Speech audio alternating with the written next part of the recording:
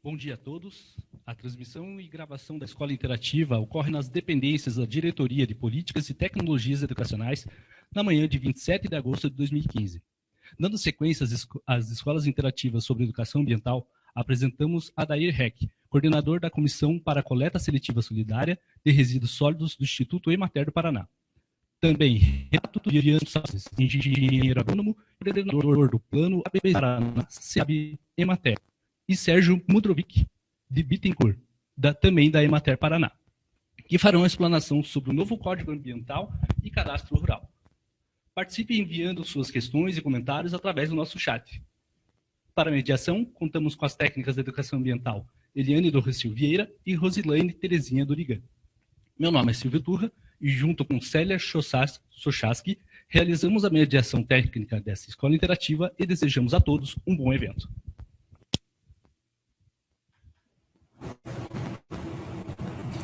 Bom dia a todos, é um prazer imenso estar aqui na Escola Interativa.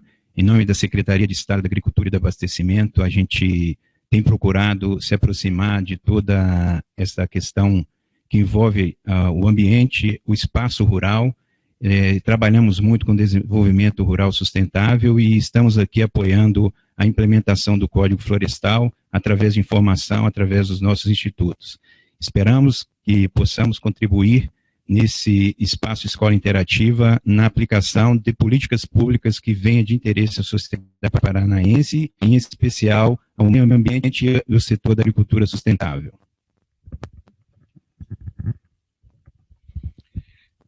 Nós trabalhamos, eu, Adair, que vai conversar com vocês, trabalhamos na Emater Paraná. O Instituto Emater, ele faz extensão rural. A Emater é a empresa paranaense de assistência técnica e extensão rural. Nós fazemos desenvolvimento rural e hoje em dia não se fala em desenvolvimento rural sem sustentabilidade. E falando de sustentabilidade, não podemos esquecer das questões florestais e ambientais do nosso estado. Nesse momento, é um momento de todos os agricultores fazerem o cadastro ambiental rural. E sobre isso, nosso colega da área de meio ambiente da Emater irá conversar com vocês sobre isso. Muito obrigado. Então, bom dia a todos.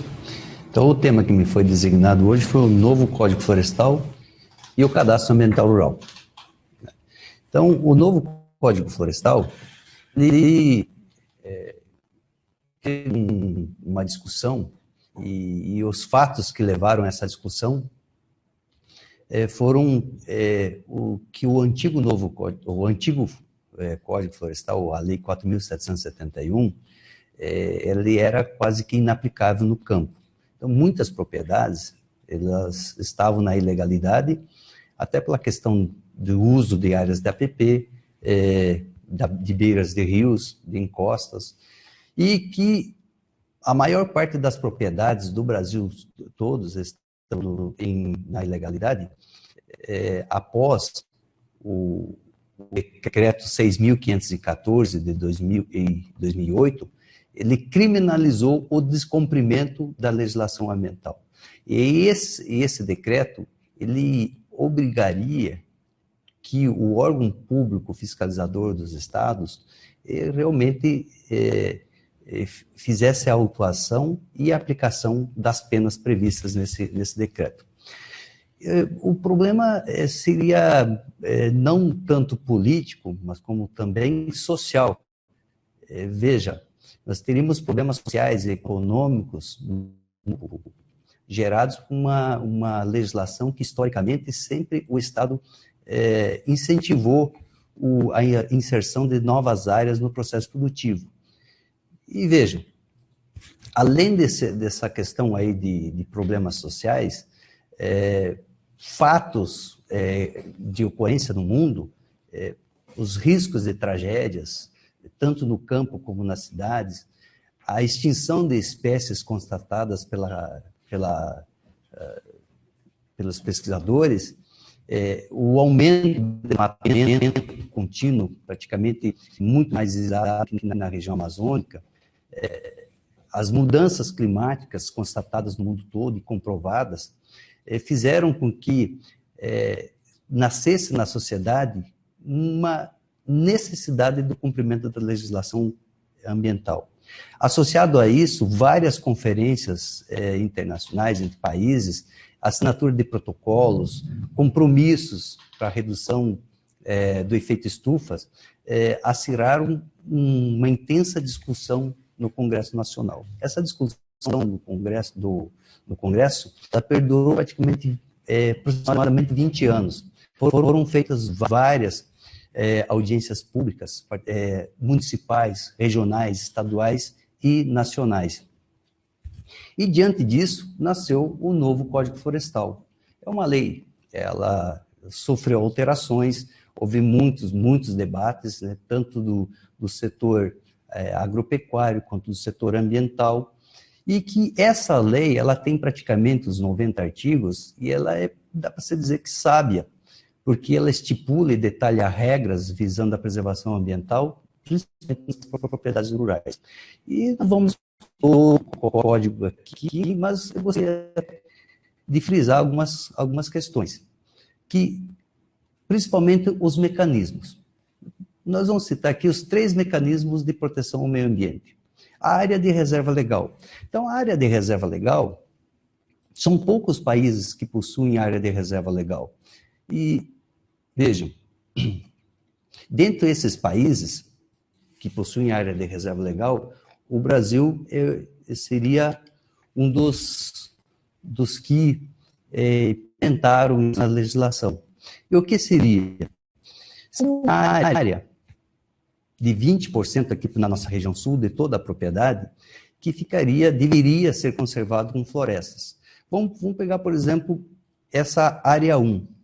No Código Florestal, uma área acima de 4 módulos, com até 6 módulos fiscal, ela estaria obrigada pelo Código de manter uma área de 20% da sua totalidade. Se ele fizer o cadastro dentro do prazo legal, ele deveria recompor ou manter uma área de 20 metros de margem do rio, desse rio aqui. Na área 2, para o novo Código Florestal, a gente fala que foi sábio, que se for feito o cadastro até o prazo legal, e ele tiver menos de 4 módulos, e não ter nenhuma área a gente chama de fragmento de vegetação nativa, ele ficaria sem reserva legal. Ele não teria o dever de recompor a área de reserva legal. E na área 3 seria um exemplo de uma propriedade também abaixo de 4 módulos, mas por existir já na propriedade 20% de vegetação nativa, ele deveria manter os 20% de reserva legal. E aí também está ilustrado a questão da escadinha, que se chama, foi apelidado escadinha. Para os produtores que fizerem o cadastro dentro do prazo legal e que não possuem vegetação nativa na beira do rio, até o módulo fiscal, ele deve recompor 5 metros.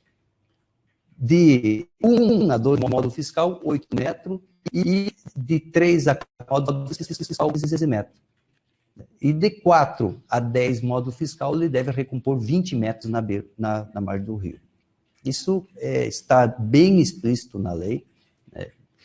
E cabe frisar que é um instrumento de trazer as propriedades rurais para a legalidade. Mas nós invadimos a questão estávamos falando de reserva legal, invadimos a questão da preservação permanente. É bom lembrar que a reserva legal ela é de lei. Por ela ser de lei, ela anteriormente ela tinha que ser averbada na matrícula. Com esse código, com esse novo código, só o cadastro já serve como uma averbação. A averbação anterior era em cartório. Agora, simplesmente inscrevendo ela no cadastro, serve averbado. E as áreas de preservação permanente, o próprio nome já diz, elas devem ser preservadas permanentemente. E elas são, como exemplo aqui, a beira de rio, topo de morro, né? Entre outras áreas. E, como já falado anteriormente, o código, pela norma geral, ela não muda muita coisa da lei passada. Então, para rios até 10 metros de largura, continua os 30 metros de cada margem para ser preservado com florestas. De 10 a 50, passa a 50 metros, e assim sucessivamente. Cabe lembrar que depois de 6 de maio de 2016, todas as propriedades que se inscreverem no código, no cadastro, o Código Florestal tem cumprido nessa modalidade. E o que é a área consolidada? Né? O que é a área consolidada, tão falado? A área consolidada seria aquela que está sendo usado estaria sendo usado antes de 22 de julho de 2008. Nós temos um outro instrumento, um outro mecanismo que o novo Código Florestal criou, seria a área de uso restrito. A área de uso restrito, a nova lei classificou para aquelas áreas com declividade de 20 a 45 graus. São áreas que restringiu o seu uso. Então, para continuar usando essas áreas já consolidadas, elas devem ter boas práticas agronômicas. E as boas práticas agronômicas, a academia ela definiu, e o órgão de pesquisa, como sendo plantio em nível, cobertura do solo, enfim, práticas que conservam o solo, evitam o escorrimento superficial da água, mantendo o maior tempo da água na bacia hidrográfica. E temos aqui um exemplo de uma prática agronômica em cultura anual, que seria o terraceamento mecânico associado com cobertura do solo. Todas essas práticas que visam manter a água na bacia por maior tempo, elas têm uma finalidade, que é evitar problemas ambientais na área urbana. Você sabe-se que quanto menos tempo o solo conseguir absorver e manter essa água, maior são os problemas nas cidades. Uma das questões que eu gostaria de dizer aqui também é que o cadastro ambiental rural, criado por um decreto federal, previsto na lei, no novo código, ele possui meios de informação e controle e monitoramento da questão ambiental das propriedades. O tal chamado de SINIMA, que é um Sistema Nacional de Informação de Meio Ambiente. E vejam, foram comprados imagens de satélite pelo Ministério do Meio Ambiente de todo o Brasil. E essas imagens a gente chama de imagens temporais. E essas imagens nos permitem ter uma comparação da situação da propriedade em tempos. Por exemplo, essa imagem de 2012, nota-se um fragmento de vegetação nativa completo e que é perfeitamente visível. Por outro lado, em 2004, 2 anos depois, observa-se essa supressão de uma parte do fragmento. E isso, lógico, nos tempos atrás, que nós não tínhamos essa ferramenta de controle e comparação, ficava difícil até comprovar essa questão da supressão. Hoje fica muito mais visível e muito mais monitorar.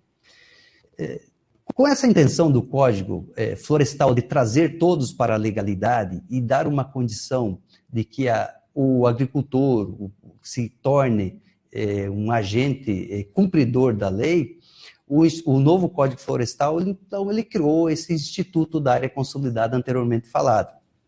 A área consolidada seria toda a área rural que antes de 22 de julho de 2008 estivesse sendo já utilizada efetivamente com alguma exploração econômica.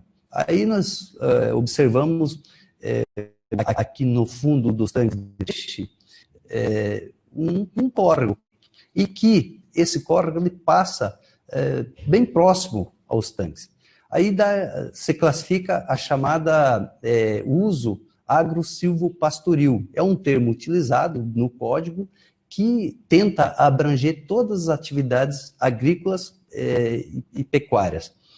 E vejam, essa área, para que o produtor consiga ou ele tenha o direito de continuar usando da forma como ele já vem historicamente usando, ele deve fazer o cadastro até 6 de maio de 2006. Por que eu estou frisando isso? Nós temos uma preocupação que, se caso as famílias não cadastrarem as propriedades, elas voltam pela regra geral e aí eles têm que cumprir e terminar com muitas atividades que hoje sustentam, viabilizam economicamente a propriedade. Mas por que a data de 22 de julho de 2008? Então, é a data do decreto. Como anteriormente falamos, é o decreto, ele criminalizou o descumprimento da legislação ambiental. Então, se você não estiver cumprindo a legislação ambiental, o decreto ele deixa claro que você sofre sanções e elas devem ser aplicadas. E o fiscal, como agente público, ele tem a obrigação de notificar.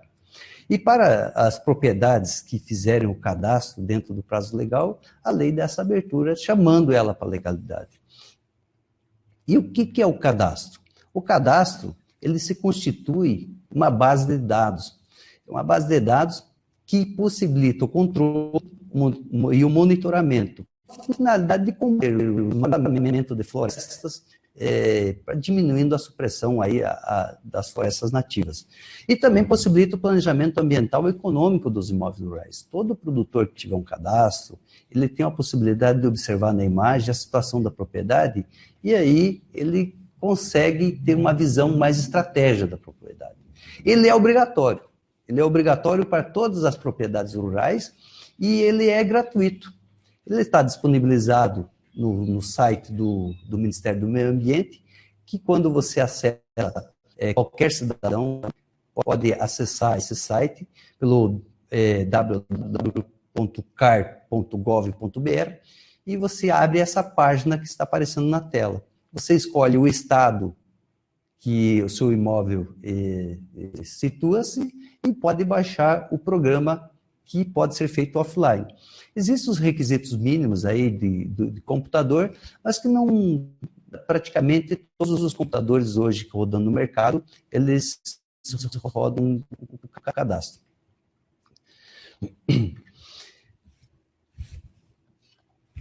Bom, e os documentos? Para fazer o cadastro, quais são os documentos necessários? É simples, coisa simples. É dados do cadastrante, que seria o facilitador, porque sabemos hoje que o agricultor, não, de forma em geral, assim, no geral, ele não tem o conhecimento técnico, a maioria deles estão contratando um facilitador. E os dados do proprietários, então o CPF, endereço, porque sabemos que tem vários proprietários de um imóvel só. E os dados do imóvel, matrícula, escritura e os títulos. E depois de ter inserido dentro do programa, após ter inserido todas as informações documentais, tem condições de fazer um georreferenciamento da área sobre a imagem de satélite disponibilizada gratuitamente, comprada pelo Ministério do Meio Ambiente. Ela tem uma resolução de 5 metros, para a nossa região, que é característica das propriedades são pequenas, dificulta um pouco, e o pessoal tem utilizado aí outros recursos aí, facilitadores. Também outras imagens. Dá perfeitamente para ser usado e ser feito o cadastro só com as imagens do Ministério do Meio Ambiente. E os benefícios de se cadastrar dentro do prazo legal? Um dos benefícios já falado é que a regularização ambiental da propriedade ela se torna efetiva. Você simplesmente fazendo o cadastro, demonstrando a situação da propriedade, você já coloca ela no estado de legal, dentro da legislação. E também é uma oportunidade para fazer planejamento econômico para ocupação e uso do solo.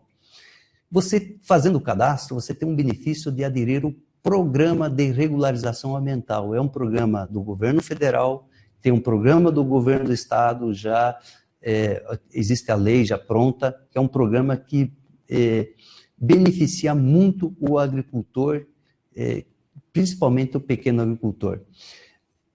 Também um dos benefícios do CAR é que hoje tem condições de se fazer o monitoramento e o combate ao desmatamento. O bom produtor, o bom agricultor, ele vai estar resguardado e seguro de que os companheiros deles que porventura vai desmatar sejam fiscalizados com mais efetividade. E a regularização das áreas de preservação permanente e reserva legal suprimidas ou alteradas até 22/7/2008. Vejam, como existe o código que criminaliza o descumprimento das ações anteriores, é necessário para quem tiver sido notificado ou multado, ou mesmo quem suprimiu as áreas de vegetação nativa em áreas da APP ou reserva legal sem autorização ambiental, devem fazer o cadastro, aderir ao PRA, que é o Programa de Regularização Ambiental, para que ele vá para a legalidade e negocie esse passivo, dentre outras vantagens, né? E no Paraná? No Paraná, nós temos aí 93% dos imóveis rurais menos de 4 módulos fiscal. O módulo fiscal é uma medida diária da década de 80, que seria a quantidade mínima de uma propriedade para que uma família pudesse se subsistir, né? E ela é variável dependendo de cada região. Então, nós temos municípios que tem 40 hectares, é um módulo rural, então a propriedade com 40 hectares, ela teria um módulo rural. E nós temos municípios com 3 hectares de módulo rural. Então, vai muito. A média tem cada de 16, 20 hectares para cada módulo rural. No Paraná, o gestor do sistema de cadastramento de ambiental rural é o IAP, que é vinculado à Secretaria Estadual do Meio Ambiente. E por decreto do governo estadual, o decreto número 8.680, de agosto de 2013, ele atribuía essa função para o IAP fazer a gestão do cadastro. E veja, segundo o INCRA, nós temos quase 540 mil propriedades, quase 540 mil propriedades rurais. E desses, 159 mil, né, só foram cadastrados até 31/7/2015. Nós temos aí um contingente de 70% das propriedades rurais do Paraná para serem cadastrados em menos de 7 meses. É muita propriedade. Cabe lembrar que esse cadastro iniciou-se já faz um ano e meio. Faz um ano e meio. Nós temos aproximadamente, né, em torno de 15 milhões de hectares, e nós temos 35% desses 15 milhões de área, esse dado em área. Só 35% da nossa área do Paraná foi cadastrada. Isso é um dado preocupante. Como estamos falando, o não cadastramento vai implicar na necessidade de cumprimento da regra geral, e aí a nossa preocupação é que muitos produtores acabam tendo que suprimir áreas do processo produtivo para cumprir essa regra geral. E aí nós elencamos algumas dessas implicações que eu gostaria de deixar já bem explícito. Então, não fazendo a adesão, perde o direito de aderir ao Programa de Recuperação Ambiental. Isso está no artigo 59 da lei. Outra, perde o direito de usufruir o chamado Instituto de Área Consolidada. Você perde o direito de continuar utilizando aquelas áreas consideradas áreas de preservação permanente, aquelas acima de 45 graus, ou em torno de rios, em torno de nascentes. E também tem aquela questão da área de uso restrito, que é um novo instituto do Código Florestal. As áreas de reserva legal verbadas sem florestas, elas devem ser imediatamente recompostas, porque antes desse novo Código Florestal, no Paraná, existia o chamado CISLEG, e esse CISLEG foi extinto por decreto do governo estadual devido ao cadastro. O cadastro rural substituiu o CISLEG. Esse CISLEG, ele criou um termo de compromisso. Mesmo sendo administrativo, ele vale juridicamente para ser cobrado. Então, se o órgão ambiental quiser fazer cumprir esse termo de compromisso, ele é um título executivo. Você, aderindo o cadastro ambiental rural dentro do prazo legal, você tem condições de negociar isso, propor, requerer junto ao órgão ambiental a desaverbação daquela área que, porventura, você averbou, o agricultor averbou, e não conseguiu recompor a floresta, até pela dinâmica da propriedade, que é muito variável. E os produtores com menores que 4 modos, propriedades, aliás, menores que 4 modos fiscal, elas são obrigadas automaticamente a manter 20% da reserva legal. Cabe lembrar que, a menos que 4 modos rurais, o Código Florestal ele deixa bem claro, a reserva legal será considerada a existente, somente a existente. Então, o Ministério do Meio Ambiente chama de reserva de uma árvore só, né? E que se tiver só uma árvore, ela acaba sendo a reserva legal dessa propriedade. Também perde o cômputo, o direito do cômputo das áreas de APP, as áreas de preservação permanente, no cálculo do percentual da reserva legal, que é uma outra benesse que esse Código Florestal traz por lei. Ele, para menores de 4 módulos fiscais, as propriedades elas podem contar as áreas de preservação permanente para inserir-se dentro das áreas de reserva legal. E para as propriedades que, porventura, possuem área superior a 20% aqui da nossa região, elas podem usar essa área como compensação para outro imóvel. Podem também disponibilizar para servidão ambiental ou cota da reserva ambiental. E são institutos criados, funcionaria da seguinte forma: as propriedades sendo de terceiros que não possuem área de reserva legal, elas contratariam uma área excedente localizada em outra propriedade, e essas áreas seriam averbadas pelo próprio, aí teria que ser em cartório, seria em cartório, e o órgão ambiental aprovaria o uso dessas áreas de florestas para as propriedades que não teriam situações reconstituídas. Isso é muito bom, porque nós temos áreas com alta aptidão agrícola e temos outras áreas em outros municípios com baixa aptidão agrícola. Então, para o Estado e para a sociedade, seria um ganho muito bom, que diminuiria a supressão de áreas no processo produtivo.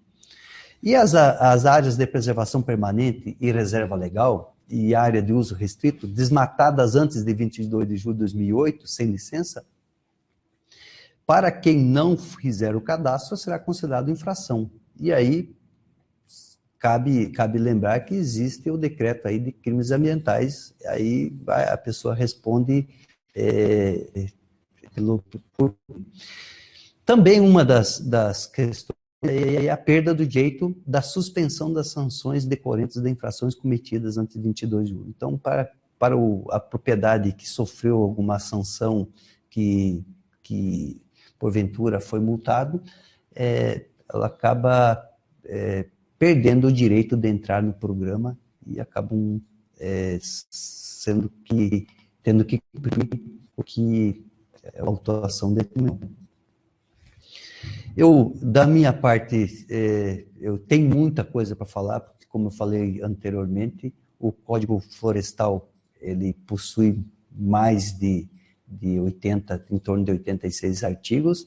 É uma lei nova, ela foi muito discutida, e ela traz vários institutos. Hoje, eu considero que uma das coisas que trouxe um avanço muito grande foi esse cadastro ambiental rural, que, infelizmente, nós temos observado que no estado do Paraná nós temos uma baixa adesão, se comparado praticamente 2/3 do tempo já passaram. E a gente chama a atenção que a necessidade desse cadastramento ela é efetiva, e por mais que a gente acredite e a gente tem sempre aquela questão de acreditar que vamos deixar para a última hora, nós temos também um problema que, como é online, o envio, podemos ter problema na hora do envio. Ele funciona praticamente com a declaração de imposto de renda, né? Eu gostaria também de salientar que existe a FAEP, que é a Federação Agricultura Paranaense, que está encampada nesse cadastramento. A FETAEP, a FETRAFSUL, estão junto com outras instituições e entidades.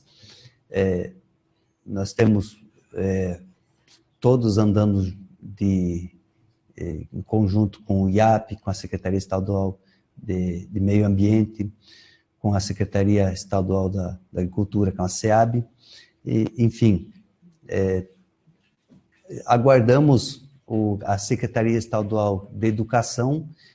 Também estamos firmando uma parceria para termo de cooperação, também para trabalharmos isso também dentro de sala de aula, também, que é importante que o professor conheçam o novo Código Florestal e suas implicações de não adesão ao Cadastro Ambiental Rural.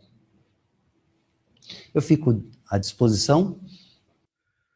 Vamos uma pergunta aqui do DENC, do Núcleo de Goiôerê.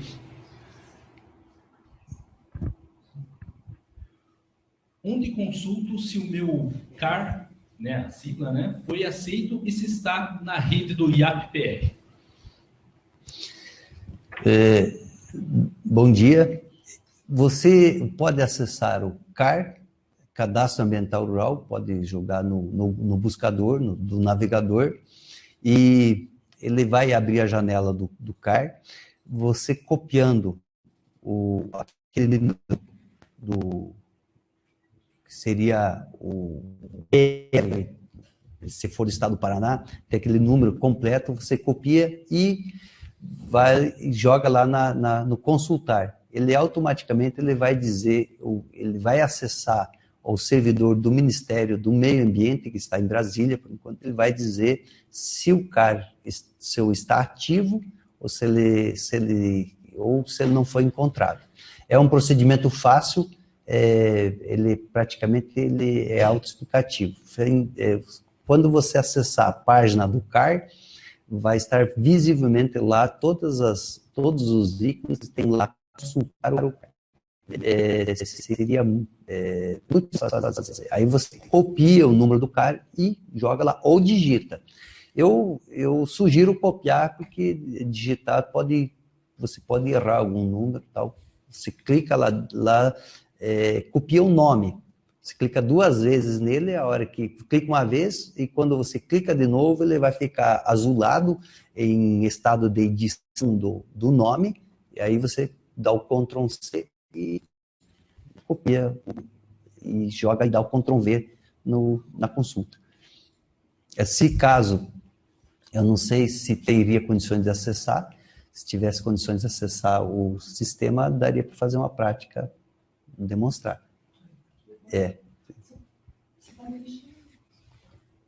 Então, eu vou tentar acessar o sistema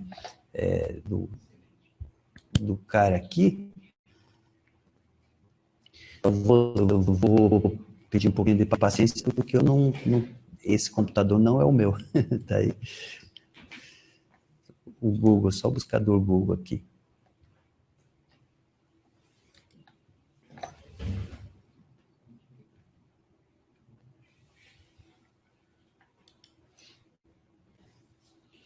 Então, eu uso sempre o Google, e recomendo o Google. Você digita cadastro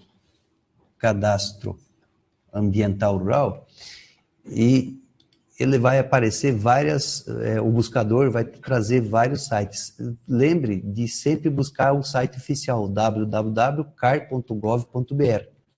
Aí você clicando aqui, você vai ter vários ícones, que tem a inicial, sobre, baixar, retificar, consultar, legislação e suporte. Né? Você digitando consultar, ele vai abrir um ícone.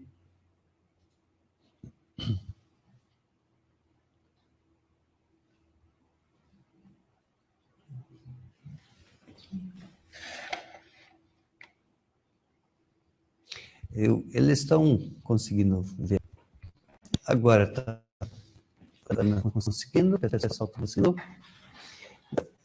Então, essa é a página do que eu estava falando. Então, nós temos, quando digita dentro do buscador, do Google, CAR, você observa o ícone, se você vai entrar na página oficial, que é essa daqui, car.gov.br. E aqui tem toda a questão inicial, você pode acessar várias informações, você tem o de baixar cadastro. Quando você clica aqui, baixar o cadastro, você escolhe o estado, no caso o estado do Paraná. Cabe lembrar que diferentes estados nós temos diferentes áreas de reserva legal. E nós temos aqui um ícone consultar. Você consultar, você copiando esse número aqui que ele está exemplificado, copiando, indo lá e copiando, você dá um Ctrl V e clica consultar, ele vai abrir uma janela dizendo se o teu CAR está ativo, está pendente ou foi cancelado. No caso do Paraná, nós não temos nenhum CAR cancelado por enquanto, porque todos os CARs enviados até o momento, eles estão ativos, que ainda não chegaram no processo de análise. Quando o CAR está pendente, quando ele fica nesse status, é porque o órgão ambiental do Estado do Paraná, responsável pela análise, ele está analisando e identificou alguma pendência no CAR. Então, é importante, a lógica é o seguinte: fazer igual, a declaração igual faz o imposto de renda. Dizer a verdade, demonstrar a verdadeira feição da propriedade, e se caso o programa pintar em vermelho lá no GEL, para quem vai ter acesso, ele faz automaticamente isso. O que estiver de forma ilegal, ele pinta de vermelho, e o que estiver em desacordo à regra geral, pinta em amarelo. E o amarelo não é tão assustador, porque você fazendo dentro do prazo, você ainda está na legalidade. Isso se não contar se o município que você está fazendo o CAR, ou o município onde está localizada a propriedade, não tiver uma legislação própria com restrições maiores, que daí deve ser seguido a restrição municipal. Isso é constitucional. Né? E quando o cadastro for constatado pelo órgão ambiental que o declarante inseriu informação falsa de qualquer natureza, ele acaba sendo cancelado. O cancelamento do cadastro seria uma das sanções piores, porque se esse cancelamento for posterior à data legal, você perde todos os direitos e você terá que novamente refazer o cadastro, mas aí entraria pela regra geral. Hoje está se falando bastante de que quem não tem cadastro não vai ter acesso principalmente, né, não vai ter acesso a financiamentos por bancos, que os bancos, a partir de 2017, eles começarão a exigir o cadastramento. Isso não é de tanta relevância quanto essa questão dos benefícios que o agricultor tem se fizer o cadastro dentro do prazo legal. Cabe lembrar que o maior beneficiado para cumprir esse prazo é o agricultor proprietário do imóvel, que vai seguir esses benefícios, ele segue o imóvel posterior à venda futura, ele automaticamente ele vai estar legalizado aí né, para o futuro. E se ele não cumprir, ele automaticamente ele fica ilegal, ele tem que cumprir a margem, ele tem que cumprir a regra geral.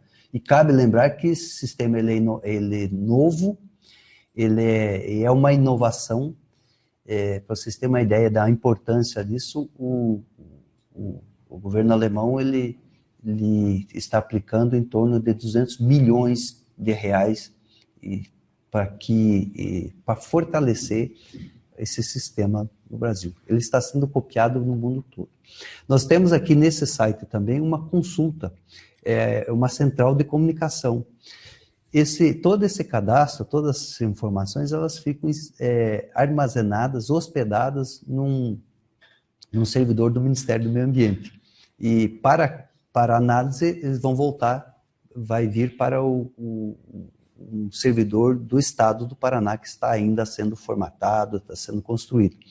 Então, se porventura o computador que fizer o cadastro ter problema e perder as informações, você deve ter, no mínimo, o número do recibo e o CPF do proprietário. Então, se você tem um número do recibo impresso, você consegue fazer um cadastro e ter acesso a todas as informações lá do Ministério do Meio Ambiente.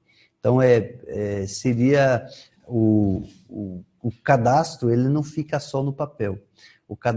Esse cadastro que é feito de toda a propriedade, o agricultor pode ter o acesso a qualquer momento em qualquer computador. O órgão ambiental estadual vai ter acesso a esse cadastro a qualquer momento em qualquer computador, e o órgão federal também, né? Os tempos mudaram, existe uma crise ambiental no mundo todo, e um dos objetivos desse novo código também foi abrir novos mercados, porque países que compram o nosso produto de origem agropecuária, eles questionavam muito que a maioria das propriedades do Brasil não estavam cumprindo a legislação ambiental, porque a nossa legislação ambiental é uma das legislações mais rígidas que existe no mundo. E como a lei ela é posta, quando é lei, ela é obrigatória.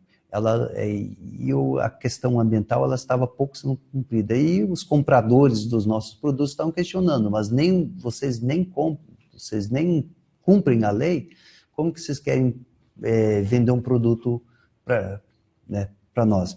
Então, essa sacada de trazer as propriedades para a legalidade nos dá a condição de dizer, olha, a maioria das propriedades, ou quase, ou se não todas, oxalá, se todas as propriedades rurais estão cumprindo a legislação ambiental, estão na legalidade, e o agricultor mesmo. O agricultor, quando ele se cadastrar, ele tiver a propriedade tudo legal, ele tem mais segurança para solicitar uma licença do órgão ambiental, ele tem mais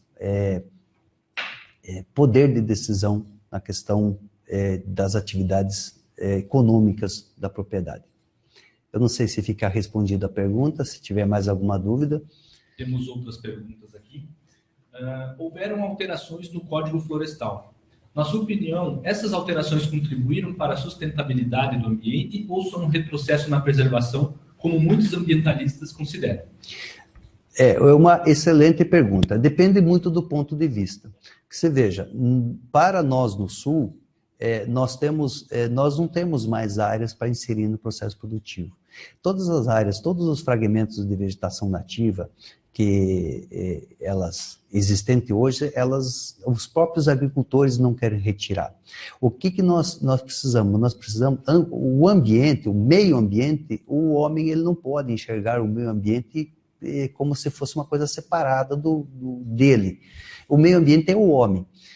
Então, se nós pensarmos que se obrigarmos para que todas as propriedades rurais cumprissem o antigo Código Florestal, nós iríamos trazer problemas sociais de forma, dá para se dizer que irrecuperáveis. Nós teríamos famílias desestruturadas, porque por ser do meio rural, eu conheço a dinâmica de uma propriedade rural e conheço também e convivo muito bem com as questões de problemas da propriedade quando questões externas interferem.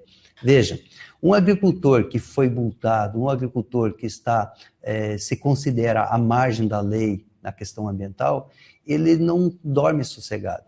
Isso nos traz problemas sérios, porque nós temos problemas de saúde, depressão, temos problemas que esse agricultor ele se sente à margem, ele não se sente um cidadão ativo. E muitas vezes ele não se sente no direito até de defender as questões ambientais que ele está lá cuidando. Nós temos hoje as propriedades que, inclusive uma campanha no estado do Paraná que vai muito bem, que é o Plante Seu Futuro. Nós temos propriedades hoje que elas, ao invés de poluir, elas limpam, elas purificam as águas dos rios.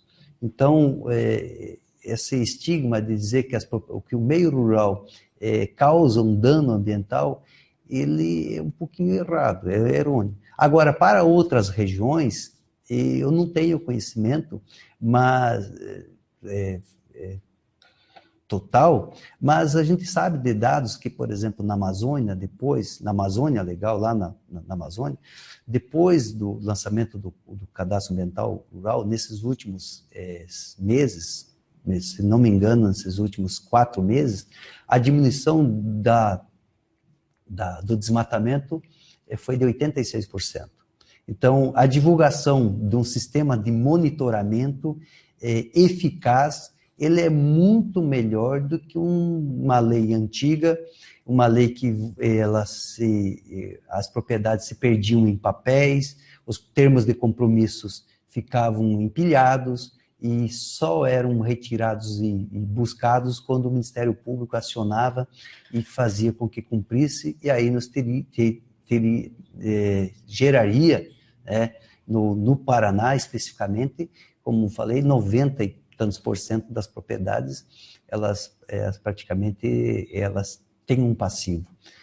Hoje fica difícil até para um agente público chegar na propriedade e prestar uma assistência técnica e sabendo que aquela nascente não tem um raio de 50 metros de floresta. E se você colocar o raio de 50 metros de floresta, a propriedade dele, a casa dele, ela tem que ser reconstruída, ela tem que ser realocada. Então, é uma lei que ela é bonita no papel, mas se nós não tivéssemos tido um Estado que no passado incentivou a ocupação, e eu diria mais, uma ocupação desordenada das propriedades, sem planejamento, porque as propriedades elas foram colonizadas com as sedes na beira dos rios, devido pela necessidade da sedentação da família, e as culturas seriam na parte mais alta.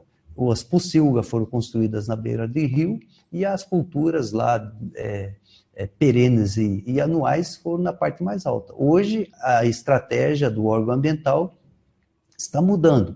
Por quê? Porque nós temos energia elétrica em quase todas as propriedades, nós temos condições de levar o suprimento de água e energia para as famílias no topo de morro e das criações, e preservar os fundos de vales, que anteriormente não era dessa forma.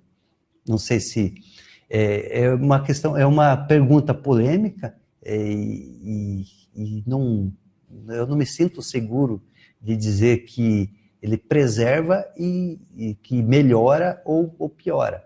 O que nós temos hoje posto é que nós temos uma situação de que a lei deve ser cumprida, mas também não podemos esquecer que existem famílias que historicamente elas estão locadas naquele lugar e que o Estado proporcionou essa condição dela permanecer ali, né? Inclusive nós temos do passado vários pocilgas, ou seja, chiqueirões de porco financiados por órgãos financeiros, né, que usavam recursos públicos para linhas de crédito e que não respeitavam os 30 metros. Isso bem no passado, cabe lembrar, bem no passado. Quando eu falo Estado, é com modo geral, que nós vemos quem conhece a história, a ocupação, ela se deu dessa forma, né?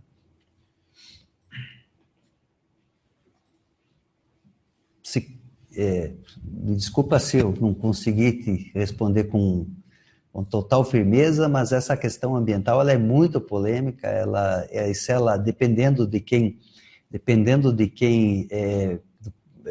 olha, do prisma de quem olha, né? Se for do ambientalista, e se for do setor só produtivista, é o outro. Então, a geografia, geralmente, ela pensa o ambiente como um todo. Então, as questões sociais é importante, a questão ambiental é muito importante, e tem a questão econômica também, que não pode ser deixado de lado também, que se for cumprir 100% a legislação anterior, nós vamos retirar do processo produtivo várias e várias áreas. E não podemos perder também da história que nós temos há pouco tempo, aí em 88, dentro do Paraná, nós tínhamos um programa que inseria áreas consideradas improdutivas no processo produtivo. Isso nós temos hoje produtores com áreas drenadas, que seriam áreas de recarga, e que nós do Estado mesmo trabalhamos para que isso acontecesse, e isso não pode também ser deixado de observar. Temos várias perguntas, né? Vamos a mais uma aqui. Sabemos que existe hoje no Brasil grandes proprietários rurais que descumprem a lei da reserva obrigatória nas margens dos rios. As multas aplicadas nesses casos são realmente pagas por esses proprietários? E qual o destino dos recursos arrecadados com essas multas? Cabe lembrar que na beira de rio não é reserva, sabe? A reserva ela é uma área, 20% da área fora das áreas de preservação permanente. Beira de rio é preservação permanente. Se eles forem notificados e multados, se eles pagam, aí eu não posso te precisar, porque a gente não tem acesso.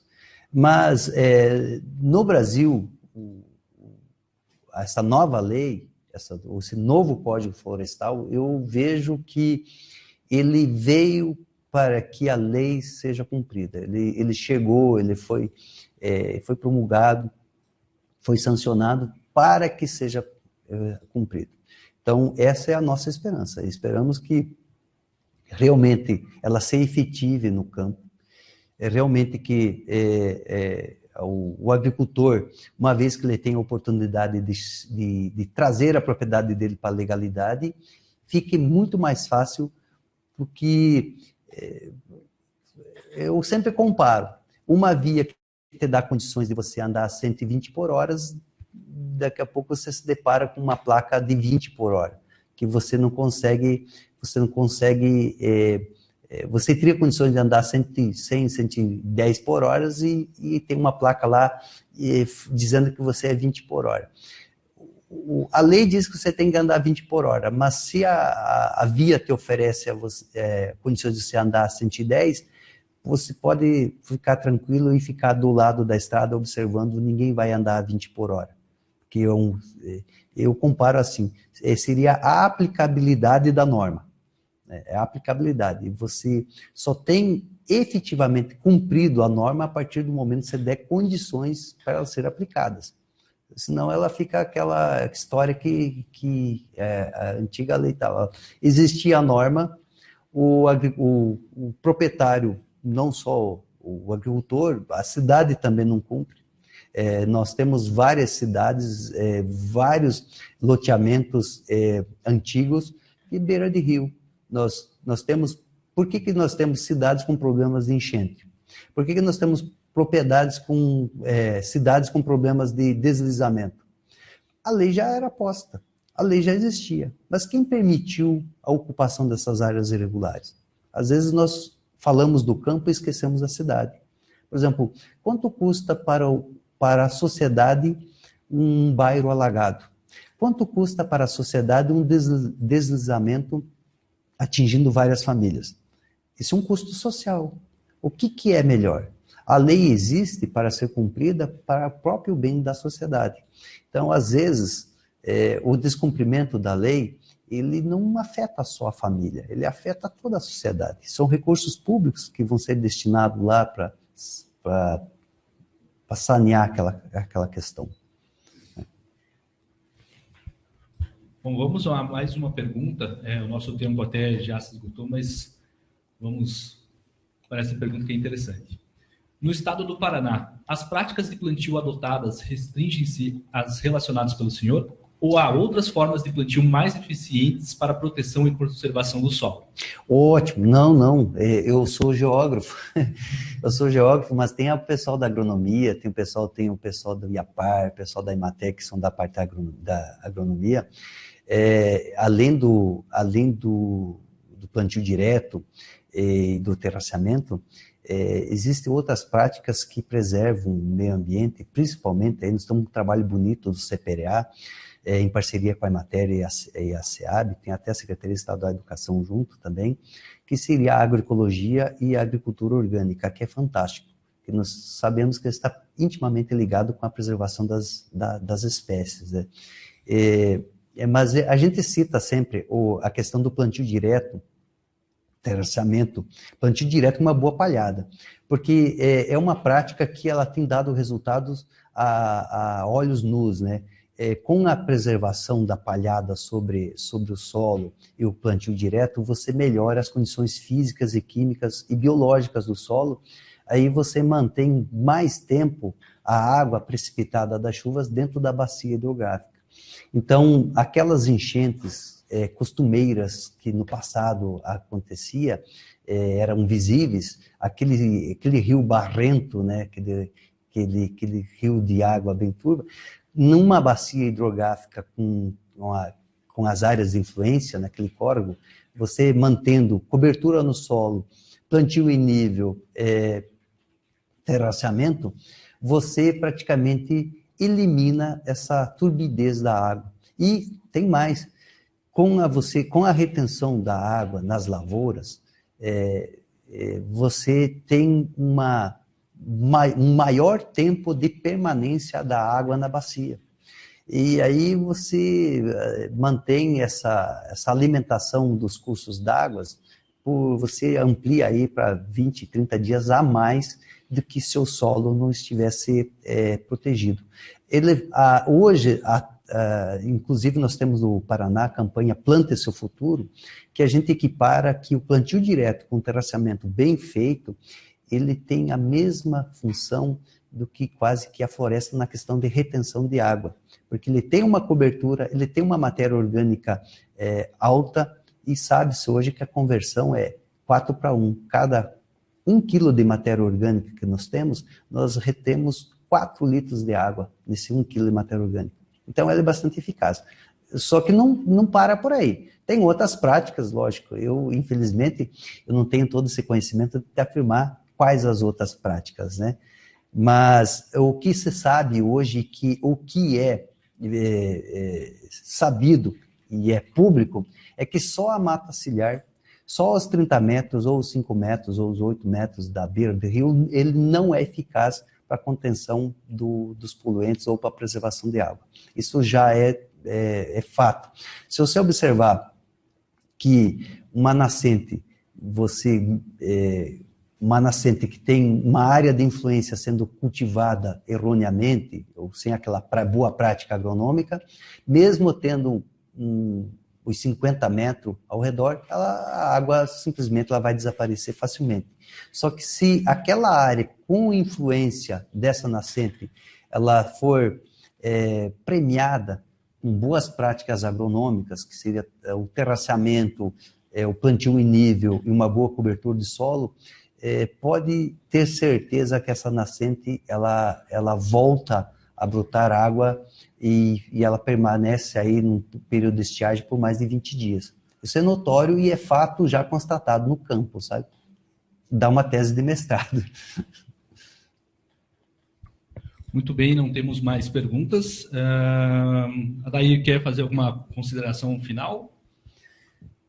Eu gostaria de agradecer a oportunidade e a gente fica à disposição. Cabe lembrar que nós não somos os escritores do Código Florestal, nós também, eu sou agricultor e eu também estou à mercê do cumprimento da legislação ambiental, e eu, como agricultor, eu recomendaria o cadastramento e acreditar que esse Código Florestal ele vai trazer benefícios tanto os ambientais como sociais, sim, e econômicos. Ele tem esse benefício, se bem cumprido, se bem observado, e é lógico, nós sempre partimos do seguinte: o agricultor ele sempre está de boa fé e ele nunca quis ficar à margem da lei. E se ele está à margem da lei hoje, se ele está com a propriedade na legalidade, alguma condição o levou para isso. E é uma oportunidade para que ele traga a propriedade dele para a legalidade, que ele consiga entrar num órgão ambiental de cara erguida, né, e consiga discutir as questões dentro do que envolve a propriedade, o setor produtivo dele, de forma aberta, né? E muito, muito obrigado pela atenção e espero ter uma outra oportunidade para discutir dentre esses temas, também pode ser outros, né? Queremos agradecer a presença do Adair, do Renato, do Sérgio pelos esclarecimentos. Pedimos desculpas pelos problemas técnicos, que houve um temporal muito forte na madrugada de hoje aqui em Curitiba, né, mas conseguimos contornar. Agradecer a sua audiência e lembrando que hoje à tarde teremos mais uma escola interativa, a última envolvendo o tema resíduos sólidos. Vai ser às 14 horas hoje. Então, um ótimo dia a todos e até a próxima.